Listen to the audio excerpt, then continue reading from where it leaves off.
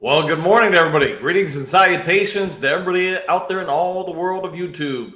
I am your host once again, Dan Thornton, and I want to thank you all for tuning in to this morning's Lions Talk Live.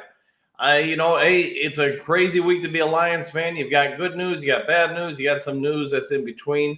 Obviously, the only bit of bad news, as we're all aware, is the Lions lost Emmanuel Mosley last Sunday after just a couple snaps. Now we are going to bring in a player for the practice squad. We signed him yesterday, a cornerback and a tight end. They've been brought in. We'll see if anything else happens across the team this week or next week. We do have just under 3 weeks to the trade deadline, so let's see what happens there. But, good morning, Derwin. Good morning to you. Got the show, baby. Baker looks good. We got to get pressure. I agree. Jumping into things a little bit faster, but hey, Baker Mayfield, he took a gamble on himself. He took for someone of his stature, a pretty low salary, 1-year deal, come in, try to prove it deal for him with a Tampa Bay Buccaneers. And let's be honest, they've had 2 weeks to prepare, 2 weeks to rest any kind of injuries. They're going to do everything they can to defend their home turf. What NFL team won it? They're 3-1. We're 4-1. Somebody's one's going to have to go. I will say this: if you look at who they played, I would say that they've had their success against, I guess, teams you would assume they would do well against. With that being said, you don't discredit somebody for getting that win. So, Derwin, I think you're spot on. You're going to have to come ready to play down to Tampa Bay. The weather is going to be, not great, not bad. But, this will be a real big test on the road for the Lions. They get this win, like we talked about yesterday, guys. You're going to catch the Ravens coming back from playing overseas. And, man, that's an ideal setup. But first things first, you got to deal with this one. All right, what else you guys got? Derwin, when Brown comes back, who is J-Mo taking reps from? My guess, it's not going to be Reynolds. He's just performing too well. So probably Marvin Jones. That would be my guess. David, we them dogs, yeah. This team plays hungry. I mean, look at, if you get a chance, if you haven't seen it, go back to last Sunday's post-game interview with Taylor Decker. See the raw emotion coming out of this guy. Now, I get he's been here longer than most of the team or the coaches, so he's seen some less than great seasons here in Detroit. But also understand the emotion that he shows. His teammates all get it. This guy's been through it. He never thought he'd be in this type of situation in Detroit. There are, some other players, some of the people like Lee McNeil or whatever that, now in year 3, they can remember that first season here. Even though it ended well, there were still some struggles. Last year, the bad start, but then obviously the turnaround. So there's a lot of people on this team that I think, and you got the right coaching staff with Aaron Glenn, MCDC. I don't get the impression Ben Johnson's a huge rah-rah kind of guy. But I do think with Aaron Glenn, I do think with MCDC, you got a couple people that are very emotional as coaches that are really going to give those, pregame speeches to get everybody fired up. So I want to see, personally, what I want to see on Lions, I want to see them come out and open up a can of, on these guys. I want to see them come out. And if we can dominate a team like this, to me, that would be real confirmation, not just for you and me, but everyone around the league, that not only the Lions a good team, but they're a borderline dominant team. If you come out and win this game by 17, 21 points or something like that, you did that to the Bucs on their home turf when they were 3-1 and have aspirations of winning their division. I mean, you're starting to be talked about in the same breath as the Philadelphia Eagles, the 49ers, etc. Bergs, good morning. Pierce, good morning. David, good morning. Jay Mommy, what do we got? I consider the Lions third best team in the NFL. There's probably, you're probably spot on. There's probably a lot of good debate for that right now. You're going to be splitting hairs once I think you get past Philly and the 49ers. After that, it's all going to come down to perspective. But like I was just saying, you come down to Tampa Bay, you dominate that game, that will change a lot of the narrative.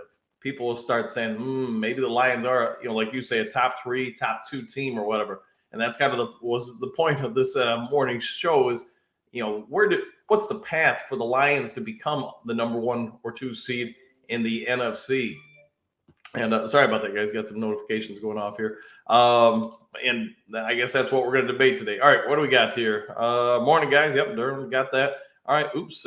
Things sliding, getting away from me. If I don't get your comment, you just repost it. I'll get to it as fast as I can. Don, we need bodies back this week. And I think you're spot on, man. I think, I don't like overlooking anybody as a coach. It's just not me. But the Lions, hey, to their credit, they probably looked at that game last weekend against Carolina and said, we believe we can win this game without these guys who are a little banged up playing. To their credit, they were correct. They won comfortably, and some of the injured players for Detroit now going to have basically, 17 days of rest between the Green Bay game and then this obviously upcoming game against Tampa Bay.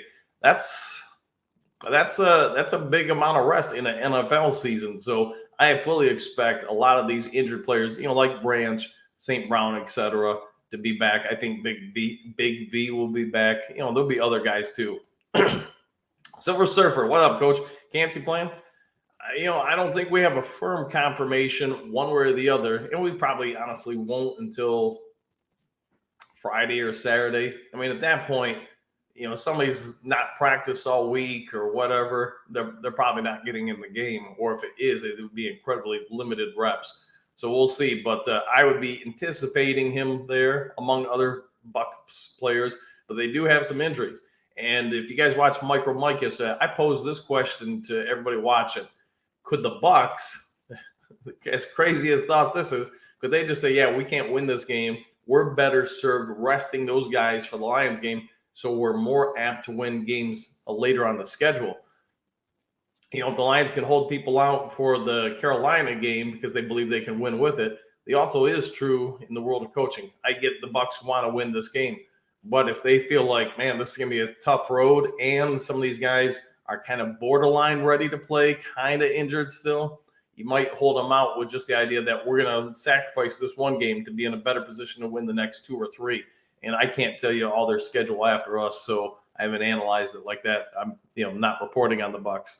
All right, here we go. Gary Decker knows they're good, yeah, and you could see the emotion, you could see the hope in him, and that his commitment to this team for all these years, all the downsides, all the Patricia years that he would have went through. You got to feel good for the guy, and I can't think of off the top of my noggin. You guys can let me know. Other than Decker, who are some of the holdovers? Jalen Reese-Maven I get, but who are some of the holdovers? Jack Fox, et cetera, that, really have been around for a while and seen the bad times, and now we're seeing the good times. All right, David, what do you got? Any news on Hutchinson's health? He took a bad shot to the hip last game.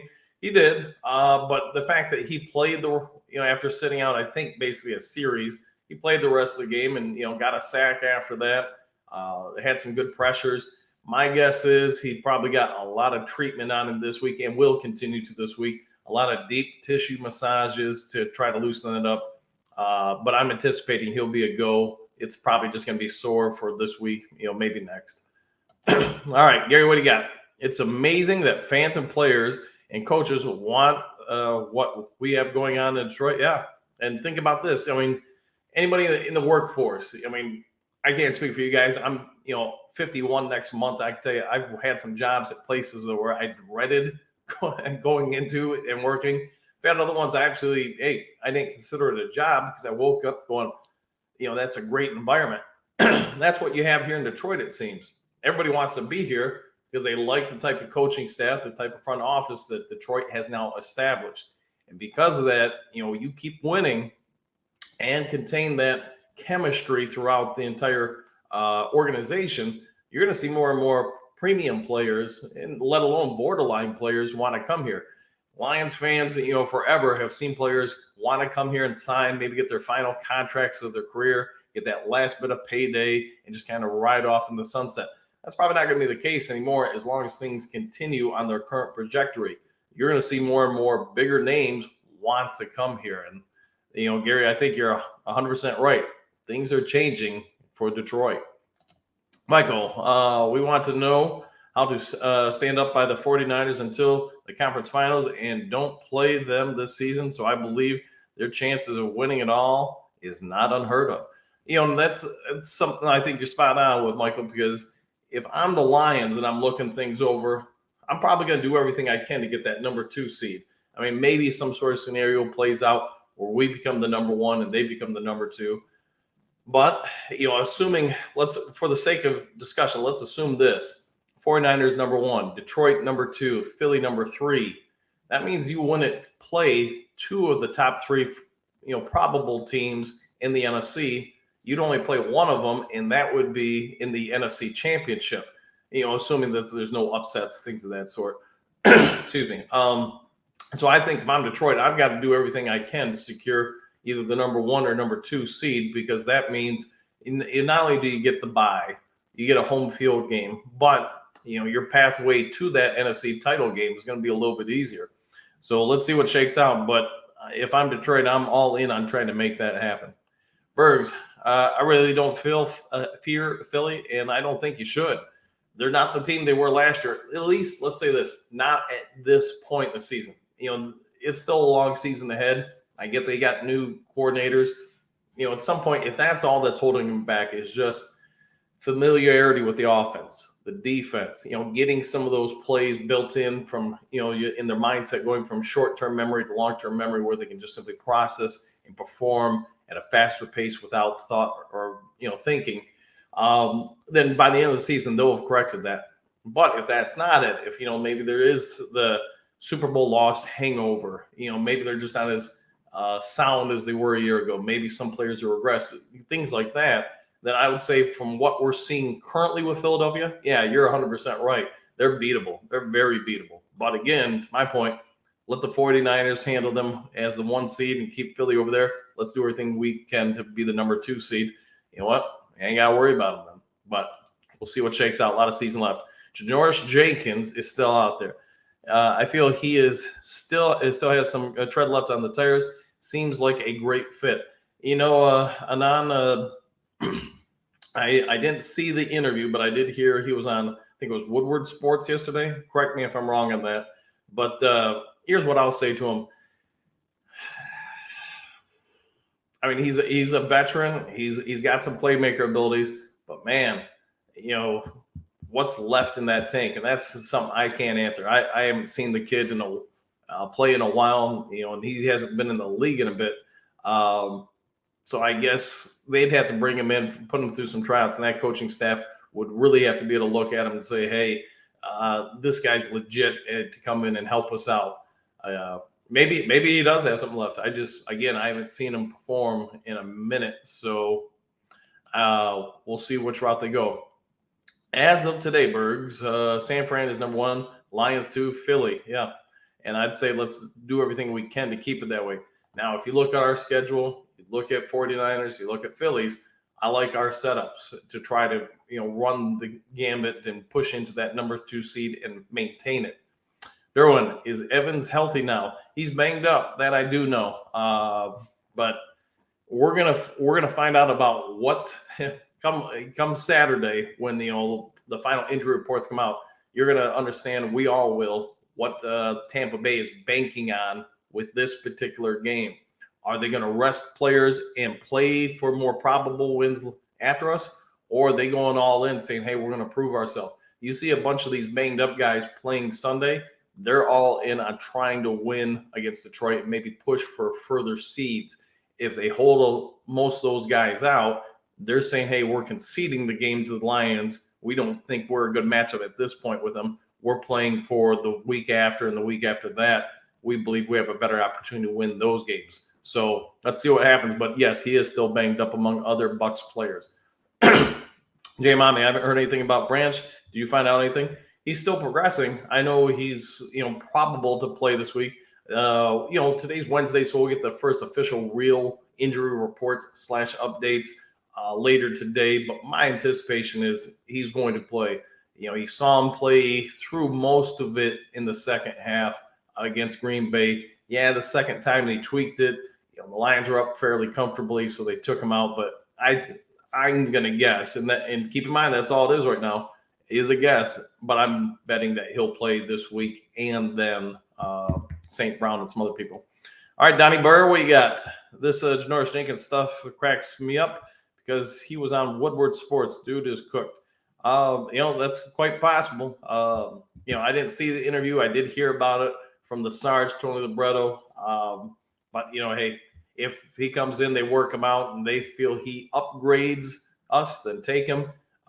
It's kind of low risk, other than you're going to give him a contract, probably 1 year, non-guaranteed. All right, James, what do you got? Hope that Brown, Gibbs, Branch were ready to go last Sunday, but wanted to have them ready for the Bucs. Yeah, I agree. I think you're 100% right. Coaches felt we could win against Carolina without those guys. Turns out they were right, and he got some extra rest. Don, I think Branch sits out 1 more week. Could be. We'll have a pretty good idea today. We'll have more confirmation by tomorrow. So let's go with that. There's Nico. Good morning, Coach. How do you think we're looking against the Buccaneers? Also, how important is it to get some big-time players from the trade before the Ravens game? I'll say this, and could bite me in the butt, but you asked, so I'll tell you. I think we win this week. We have a high probability to win against the Ravens, and some of that is their offense, man. Their offense is not solid. Their defense is, though. Keep that in mind. Their defense is still pretty legit. They do have some guys, some dudes on that side of the ball, some playmakers. The offense, man, you stop Lamar, those receivers, from watching a little tape on them, those receivers don't scare me. Now, I'm going to say that, and probably 4 guys will go off and catch 200 yards each or something like that. But their offense is struggling. They're struggling to catch the ball. They're struggling with the routes. They're struggling with their timing between quarterback and receivers. They've got a lot of things going wrong with them. Now you're also going to catch the Ravens flying back from London. So play this out. Their game's going to get done Sunday morning around our time, around 11 a.m. or noon. They're now going to, get packed, get something to eat, get on the plane, fly 8 hours or whatever it is back. So they're now not going to land in, I'm going to assume they'll probably land in LaGuardia before catching a hopper over to Baltimore. Maybe I'm wrong on that. But they're not going to be landing and home until midday Monday, somewhere right around there. We'll just say noon Monday for the sake of discussion. So they now have to go and rest, get, reacclimated to our time zone and everything. That's going to throw them back a day or two. They're probably really in earnest, won't be getting their feet back under them somewhat until Wednesday, and still some of the timing off, especially with older players, till Thursday. I think you're going to catch the Ravens in a real bad position, and they have a couple things go against them early in that game. And I could see that game getting Carolina-esque, you could say, because Carolina does have a good D. They obviously don't have a good offense, and the Bucs have the Ravens have a very good D, not so great an offense, but we'll see what shakes out. Coach, Don Burr here. Coach, why don't you have mods? IR give some of us a wrench. Not 100% what you mean by that. Mods or give me you're gonna have to help me out with that one, man. Maybe it's too early and I'm just not getting it, so I apologize, man. Sorry, don't shoot me. But again, I haven't had my morning Mountain Dew. Ragdoll. Yeah, Ragdoll. I think he's gonna be okay. All right. Joey 2 times. What's good, fam? What is good with you? Good morning to you, and thanks for coming into the channel, man. All right. Believe Jonah Jackson also. Yeah, I get they're banged up. I get Jonah did leave. I think you guys heard me talk about it. He left Ford Field after the Carolina game in a boot. So, we won't know today if that was just preventative maintenance or if, he's got a high ankle sprain or something of that sort. But if that does happen, we do probably have Big V back this weekend.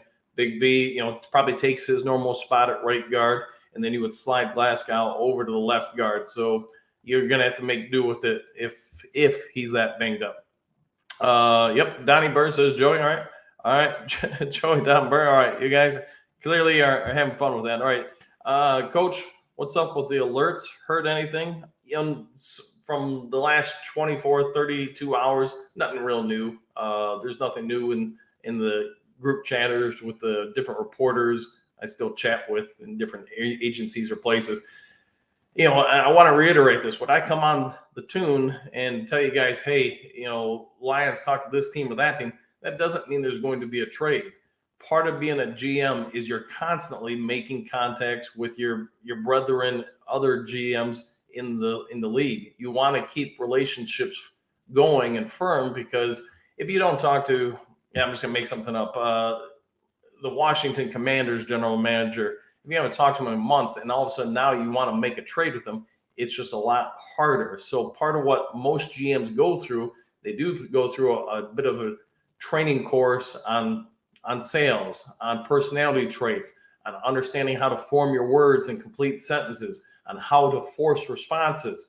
So by doing that, you can basically help initiate trade talks and establish relationships. So simple thing to do. You put out a text to somebody, you want them to respond, end it with a question. You're going to get a response 90% of the time from people because you ended your text with a question, which is going to force the way we're programmed mentally to give a response. And there's lots of other little stuff like that they put you through, but hey, you get the idea. All right, Miles Marker. It's great to be upbeat. Yeah, it's a whole lot better right now than it was a year ago at this time, because a year ago at this time, we still hadn't had the turnaround. Man, you had a lot of doom and gloom. You had people talking about, firing the coaches, firing the GMs, firing the water boy. A lot's changed in the year, hasn't it? But Mile Marker, yeah, you're 100% right with that. And I'm Don Burr. Okay, you guys keep talking about Janoris. Silver Surfer, Hutch better keep his eyes open. Yeah, that was a nasty blindside shot he took on the interception. The word is, Silver, is that he somewhat saw it coming, getting last second. And that's why he started leaping to get his legs off the ground. Whether or not it's accurate, that's an unofficial report. But something he did say, he talked about, he tried to get his legs off the ground right before the hit. That way, it would be less impactful. But, hey, you get a pick. Somebody's always coming for you. Jay Mommy, honestly, I don't think that the Lions fear any team. I would agree with that. Look how they started the season. Yeah, I would agree. I don't think it's part of their mentality. I think Campbell and other coaches, the front office, they've done a good job of saying, hey, we're going to come in and almost be bully ball with other teams. We're going to come after you and impose our will on you. All right, Steve, what do you got? Good morning. Afternoon here in the UK. So, Steve, I got a question for you. Maybe you can help out. What I was saying about the Ravens, you guys, the game there is going to end something, I want to say, around 11 a.m., maybe 12 p.m. our time. And then they've got to fly back here to the States. So am I correct? That's about an 8-hour, maybe 9-hour flight. Let me know. Don, I hear you, but Harris is a fixture here. So ESP this year, yeah. And that's one of the biggest questions, I think, going around with Lions fans, reporters, whatever. What is it with Will Harris, man? I mean, he's not horrible at anything. He's just not, I would say, good at most things. And yet that dude is a part of this team. These coaches, hey, something to be said for it. These coaches trust him, and they're keeping him around. Letter A, what do we got? If we want to succeed, we have to be able to contain a running QB and big play receivers. Right now, we are struggling. Good morning. And I would say, yeah, and I think you're seeing some changes with how we play more mobile quarterbacks up front. So we are doing a lot more interior line stunts. You are getting a little bit more exterior line stunts where the interior is going out and the ends are looping around. The interior now goes out wide. They're doing some more of that stuff. Plus, you're seeing more of, I know last year they called it the NASCAR package or whatever, where you've got Campbell, Hutch, Burns, Kaminsky, among others, that are playing all at the same time and all trying to basically stunt with each other to, eat up running lanes for mobile quarterbacks. It's not as bad as it was last year. So they have improved exponentially with it. But you're got a good point there that, when we play Lamar, or to be fair, even Baker Mayfield, I don't know if he's as mobile as he once was, but he can still get out and scramble.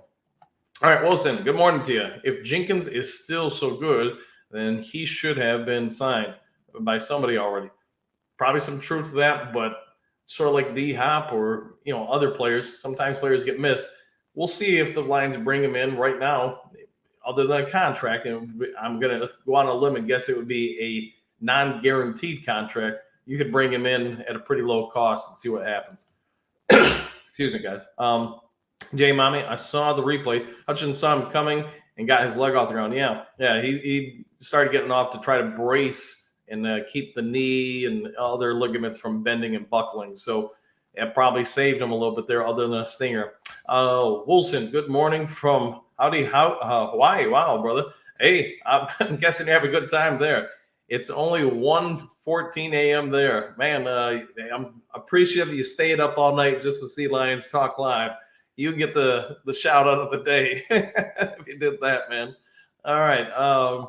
Gary Myers, let's give our training staff some big time credit. Some of these players are getting healthy quick. If the off season we were out and got some very good people in that area, I would agree. I mean, you guys all know, man. Football is a physical sport. It's a rough sport. If your training staff isn't worth every penny you're paying them, then you're probably doing a disservice to your players.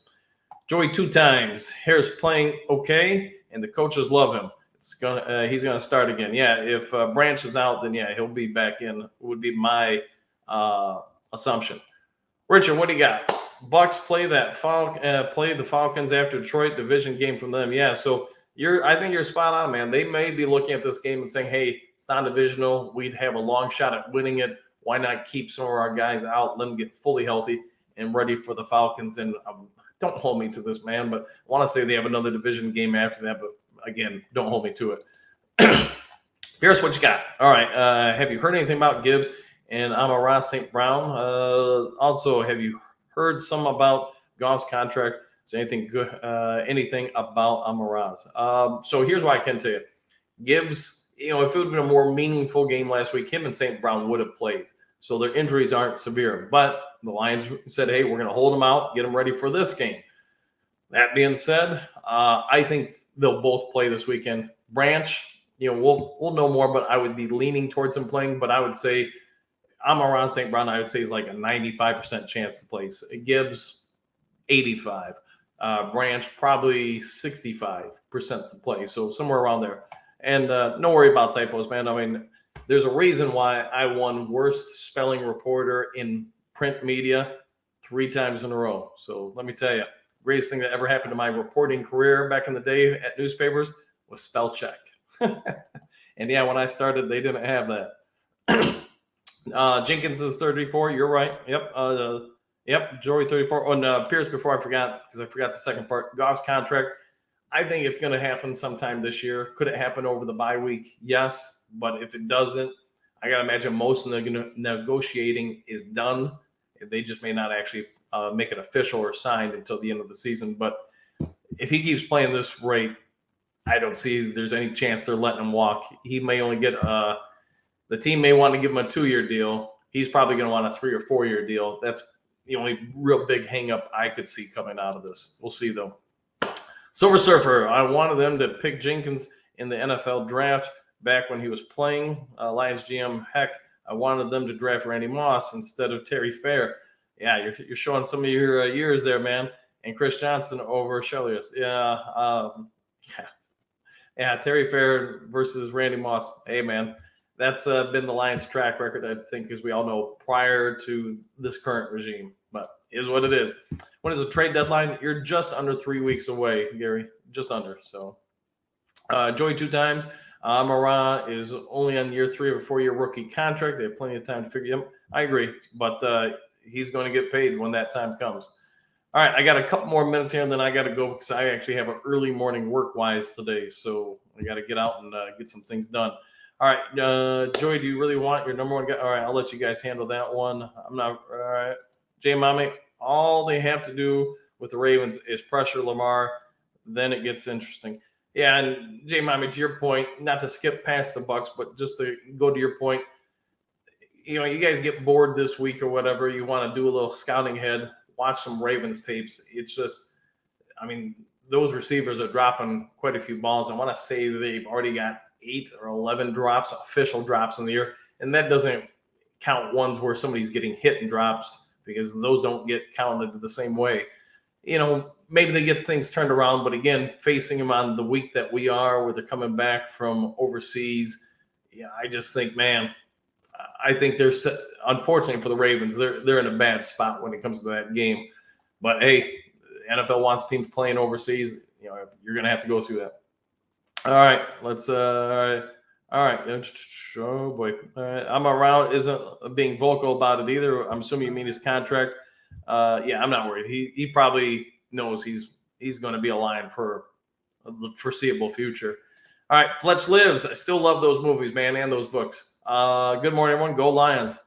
Craig Reynolds, Wilson. Craig Reynolds looked good coming in for Monty. I say sit Gibbs one more week and let Reynolds roll again. He looked good running, and they may choose to do that. Really, it's just going to come down to his health. They feel he's good to go. He's going to play, but Craig Reynolds, hey, he's been here for a minute. He's done a pretty good job. So we'll see what shakes out. Scott, what you got? Good morning from Canada.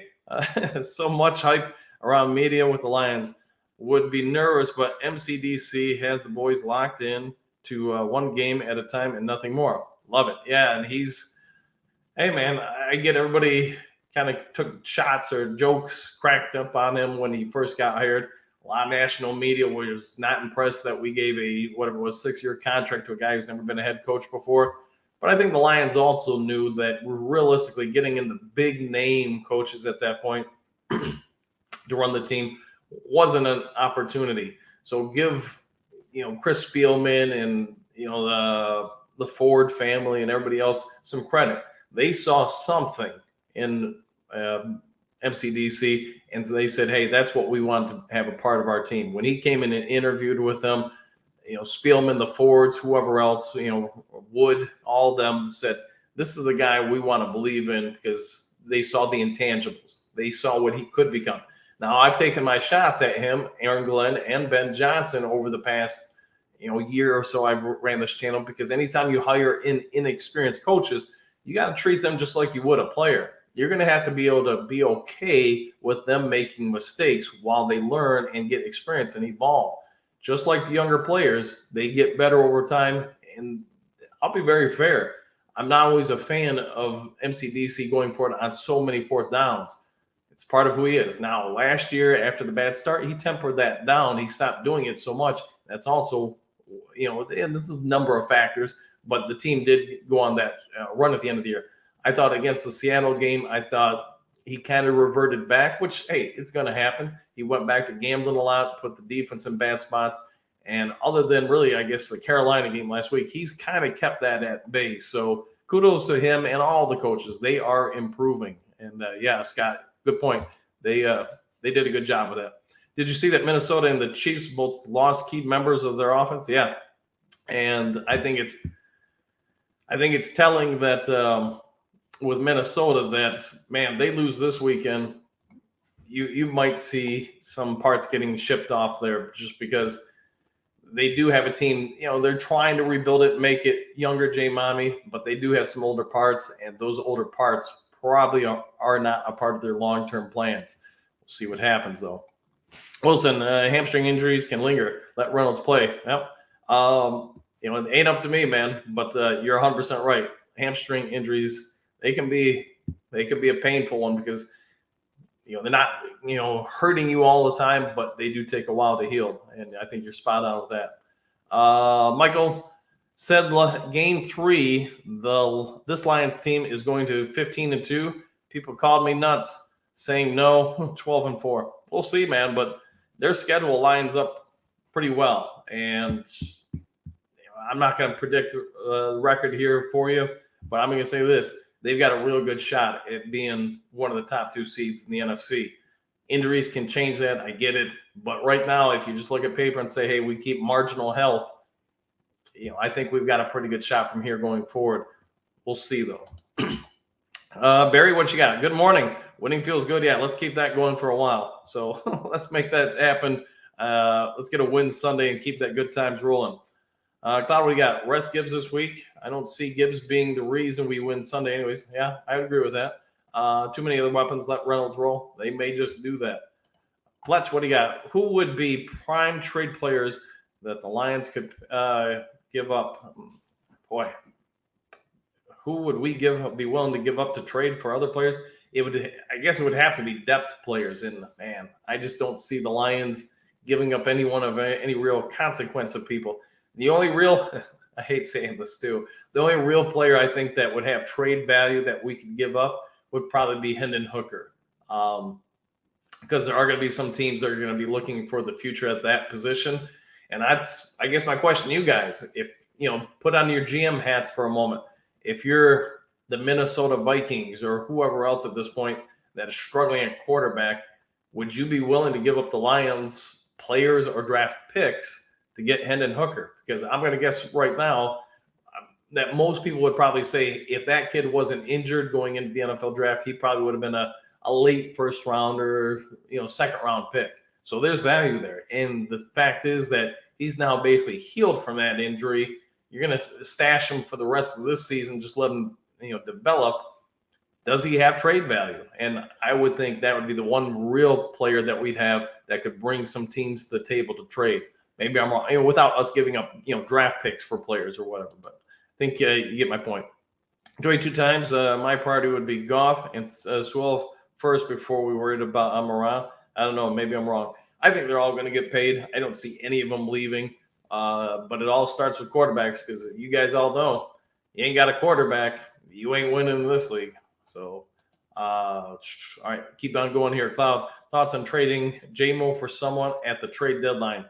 I know people have been talking about that a little bit more and more. I just think, unfortunately for Jameson Williams, because, he didn't really do anything last year because of the injury. Now this year, he missed the first 4 games because of the gambling.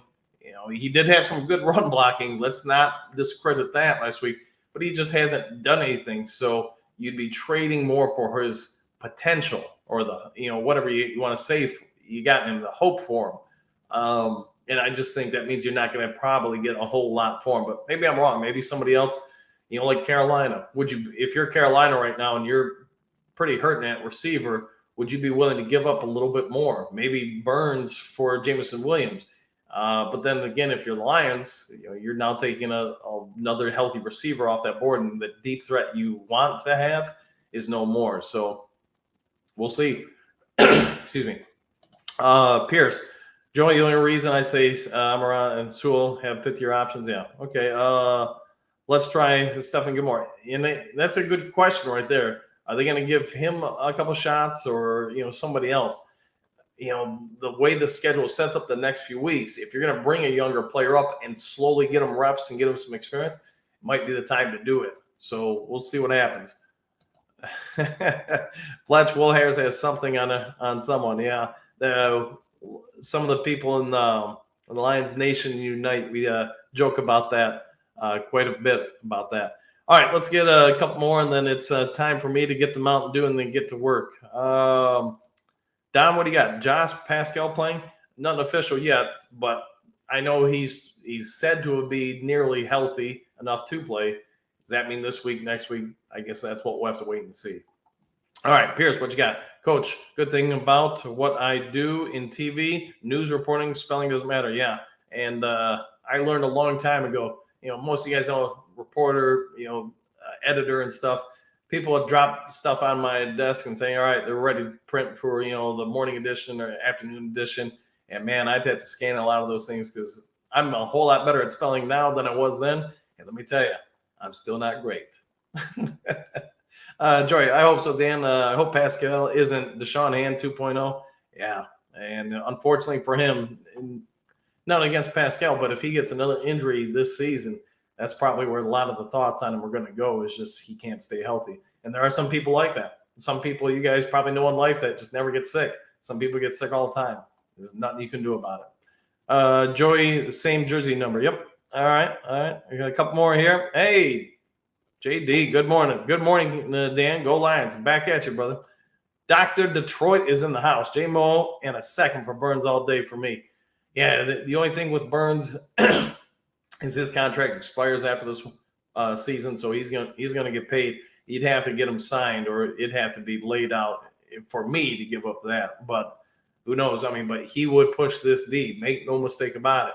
That front line would be, pretty legit at that point. And you should be able to get him, I would think, cheaper just because his contract is expiring. But who knows? We'll see. But he would be one. I'm with you, Dr. D. I'd be all about getting. We need speed. Craig Reynolds is so slow. Play Gibbs. We'll see what shakes out. Max, wide receiver. All right, who do you got, Max? Mitch, good to – all right. Any new trade projections for Lions? nothing in the last, say 24 to 32 hours, whatever it's been. So you guys all get part of Brad Holmes' job. He's going to kick tires and talk to teams. But I do have to believe, we win this weekend. We win with the Ravens. I mean, you're at the trade deadline at that point. You're going to make a move, I think, if you really feel like you can secure the number 2 seed and at that point make a strong push into the playoffs. All right, guys, it's been going on 40 minutes. I'm pushed it longer than I wanted. I got to get going. I got to get ready for work. If there is some breaking news today, I'll have to report it from the road because I'm on the road from basically 8:30 a.m. until 9 p.m. tonight. But, of course, if there's something, I'll get it to you guys as fast as possible. If you haven't yet subscribed to Lions Talk Live, you get it all the jazz. Go ahead and hit that button. Leave a thumbs up, all that stuff. So hope you all have a good one. I got to go get a Mountain Dew, and I'll see you on the next Lions Talk Live. See you guys.